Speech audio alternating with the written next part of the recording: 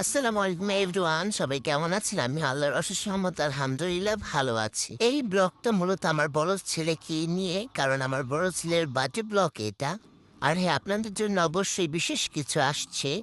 আমি যেহেতু সব কিছু ভিডিও ক্লিপ নিতে পাই, এর জন্য আপনাদেরকে বলে দিচ্ছি।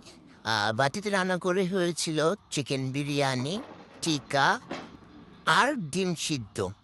খুব ছোট পরিসরে আমার ছেলের জন্মদিনটা আয়োজন করা হয়েছিল। বলতে গেলে আমার তেমন কোনো প্ল্যানই ছিল না। কিন্তু আমার আব্বু-আম্মু মানে আমার ছেলে নানা-নানি তারা খুবই এক্সাইটেড ছিল যে না তারা বলতেছে যে না আফরাজের জন্মদিন তারা অবশ্যই কিছু করবে। আর সাডেনলি সবকিছু হয়ে যায়। কাউকে বেশি কিছু বলতে পারিনি। যারা আমার কাজিন যারা আমার নিয়ার বাই কাজিন ছিল তাদেরকে আমি বলেছিলাম কিভাবে স্টেজ সাজাবো। আমার কোনো রকমের কোনো চিন্তাই ছিল না। আমার বাবাই সবগুলো এনেছে এবং তিনি আমার ছেলের বার্থডে পার্টির আয়োজনটা করেছেন, সুন্দর করে স্টেজ সাজিয়েছিলেন।